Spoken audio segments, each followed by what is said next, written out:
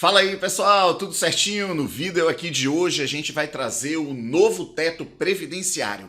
Esse teto previdenciário estabelece o limite máximo de valor de benefício pago pela Previdência Social. A gente vai pensar lá numa aposentadoria programada, numa aposentadoria por incapacidade permanente, num auxílio por incapacidade temporária, enfim. Então os benefícios previdenciários, em regra, vão observar esse novo teto previdenciário e isso também gera consequência em relação à contribuição. Então, logo no início de cada ano, a gente tem as atualizações de valor salário mínimo, do valor do salário mínimo, que também tem impacto na Previdência Social, porque todo mundo sabe que a Previdência Social paga como valor mínimo, o salário mínimo, aos benefícios que substituem a remuneração do trabalhador. Bem, aqueles que não substituem a remuneração do trabalhador, como o auxílio acidente, como salário família, não observam essa regra. Então, mas todos os demais benefícios que substituem a remuneração do trabalhador, eles têm que ter valor mínimo, no mínimo, salário mínimo. Então, no início de cada ano, o salário mínimo ele é reajustado, a depender da política do governo, esse reajuste ele vai exceder ou não a inflação, aí tem um cálculo de PIB mais inflação, que foi o caso desse governo atual. Então, o salário mínimo teve um acréscimo de 6 ponto alguma coisa por cento, então tem um novo valor. Então, os benefícios previdenciários de valor mínimo terão valor salário mínimo, e os benefícios que não observam o salário mínimo e podem ser superiores ao salário mínimo vai ter um valor de teto, e o valor de teto é esse aqui.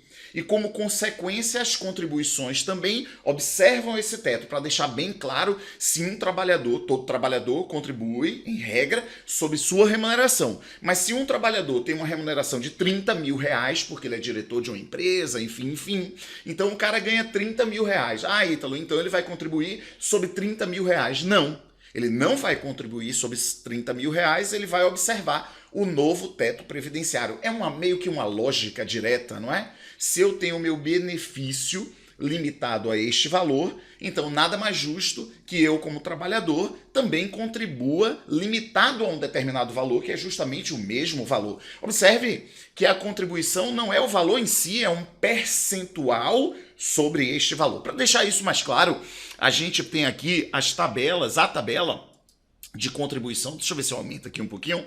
Estou um pouquinho rouco, mas não tem problema. Mas vamos lá, deixa eu ver se eu aumento aqui um pouquinho. Então, olha assim, olha aqui. Tabela do INSS 2024, já com dedução, porque as alíquotas de contribuição do empregado do avulso e do doméstico, elas devem ser utilizadas de forma cumulativa. Ou seja, é progressiva de forma cumulativa, como imposto de renda. Então, tem as faixas remuneratórias com as suas alíquotas correspondentes, 7,5%, 9%, 12% e 14%. Entretanto, não é encontrar a remuneração entre aquelas faixas e aplicar a alíquota correspondente. Não, porque é de forma cumulativa. Então, para deixar um pouquinho mais claro, deixa eu mostrar aqui para vocês. Aqui a gente tem a nova tabela, não é? Então, com o novo valor do salário mínimo, olha, quem ganha até um salário mínimo, R$ 1.412, contribui com 7,5%. Então, aqui é tranquilo. Se a pessoa recebe um salário mínimo, qual vai ser o desconto do INSS desse trabalhador? 7,5%. Agora, se a pessoa recebe entre um salário mínimo e R$ 2.666,68, Ítalo, então se a pessoa ganha 2.000, é só aplicar 9%. Não, alto lá. Não é aplicar 9%, é aplicar 7,5% até 1.412 e de 1.412,01 até 2.000 aplicar 9%. Para facilitar os escritórios de contabilidade, a galera de folha de pagamento, tem as deduções, ok? Então, basicamente seria, a pessoa ganha 2.000, então vai fazer o quê? Bem, aplica 9%, vai se encontrar o valor, 9% de 2.000 vai dar R$ 180. Ele vai contribuir para a Previdência com 180. Não, com 180 não, 180 menos 21,12, porque essa é uma parcela que deduz essa conta rápida, ok? Para explicar essa dedução, a gente poderia fazer um outro vídeo, mas por enquanto não tem muito interesse para a prova. E você que é contador, que tem interesse, enfim, sabe a utilização, os próprios sistemas de folha fazem isso de forma automática, mas é legal a gente saber. Mas o fato é que observa-se as faixas remuneratórias e aplica-se as alíquotas correspondentes, mas de forma cumulativa. Para facilitar o cálculo, já tem os valores das parcelas a deduzir. Então, se uma pessoa ganha R$4.000, ela vai estar em que faixa? Na terceira faixa. Qual é a alíquota? 12%. Então eu vou aplicar 4.000 vezes 12%, vou encontrar o valor da contribuição. Não, alto lá, eu encontro e deduzo de 101. Esse é o valor que eu devo contribuir para o INSS. Se a pessoa ganha R$6.000, então está na quarta faixa. Aplico a alíquota de 14%, encontro o valor e deduzo de 181,18. Daí é o meu valor a recolher como contribuição previdenciária. Bem, lembrando que essa tabela aqui, ela se aplica para os empregados, avulsos e domésticos. Mas a gente tem outros tipos de segurados, como por exemplo o segurado facultativo, como por exemplo o contribuinte individual. Essa galera tem uma forma específica de contribuição. A forma original é de 20% sobre o quanto ele auferiu de renda no mês, observando o teto de 7.786,02. Beleza? Então, se a pessoa é um profissional autônomo, auferiu, é um eletricista, enfim, auferiu 5.000 de renda naquele mês, ele vai contribuir com 20% sobre 5.000. Não tem negócio de tabela. Não tem negócio de tabela.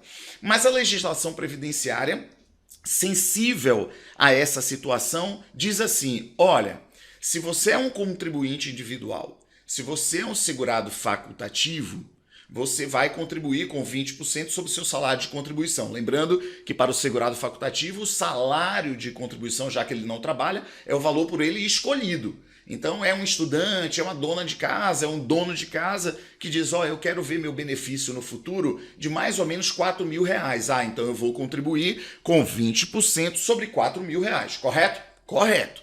Mas vamos lá, a legislação previdenciária diz, olha, o que vai acontecer se essa alíquota ficar desta forma de 20%? Muitos vão deixar de contribuir. Muitos vão abdicar de contribuir para a Previdência Social, porque vai achar caro. Então é o próprio texto constitucional que cria o Sistema Especial de Inclusão Previdenciária, dizendo assim, segurado facultativo, contribuinte individual, se você quiser, faça o seguinte, contribua sobre salário mínimo, você vai ter seu benefício no valor salário mínimo, mas contribua não com 20%, contribua com 11%. Ok? Então, observem, o contribuinte individual e o segurado facultativo contribuem com 20% sobre o que ele quiser, no caso do segurado facultativo, e sobre o que ele auferiu de renda, no caso do contribuinte individual, limitado a esse valor aqui, 7.786,02, correto? Tranquilo? Tranquilo. Mas a legislação previdenciária diz, olha, o que vai acontecer é que muitos não vão contribuir, então pelo menos bora fazer com que essa galera queira uma proteção mínima da Previdência Social.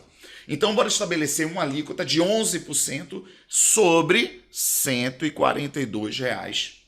R$ 1.412. Quanto é que é? Fazer a conta aqui. Quanto é que é 11% de R$ 1.412? R$ 1.412. Vou fazer a conta aqui. Vai dar R$ 155.